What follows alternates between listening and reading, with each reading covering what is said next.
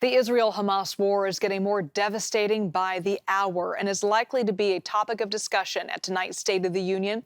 And one of the people witnessing it firsthand is an ER doctor from the South Bay. He showed our Kenny Choi what he sees on a day-to-day basis. And a warning, his story, although powerful, may be difficult to hear and to watch.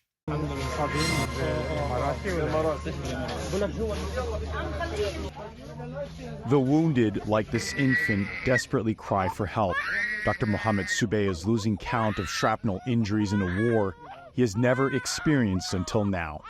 Today was packed with gunshot wounds to the chest, to the face, to the abdomen, to the pelvis. Before leaving the Bay Area in February, the emergency room doctor had only seen media images of civilians becoming casualties of war. This baby and little boy were found under rubble with no family to be found. You don't realize how dire the circumstances are until you come and work here. We pieced together clips and an interview cut short because of unreliable cell reception.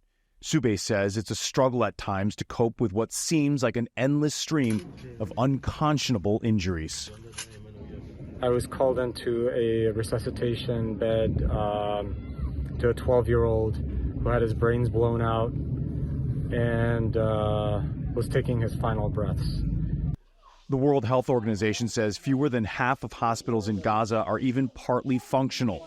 Southbay is deep in the heart of Gaza, where the cost of war is piercing. I held an older man in my arms as he was crying at the loss of his wife. The former refugee who grew up in the West Bank came to the United States when he was 7 years old. The Stanford-educated doctor is seeing this war through a different lens. The Palestinians here have been so dehumanized.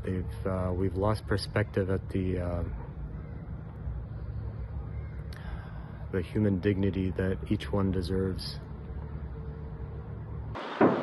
Explosions rattled the field hospital in Rafah, where Southbay is stationed in southern Gaza.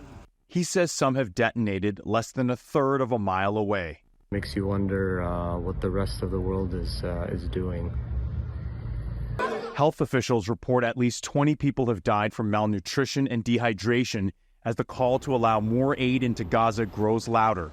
Southbay says he's focusing on what he can control, but is at times immersed in the struggle between hope and despair. I think most of us would give up if we've lived even a few days here.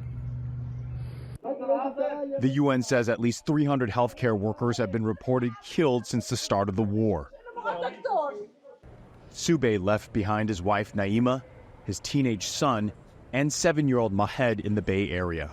I miss my children, and I miss holding them every night.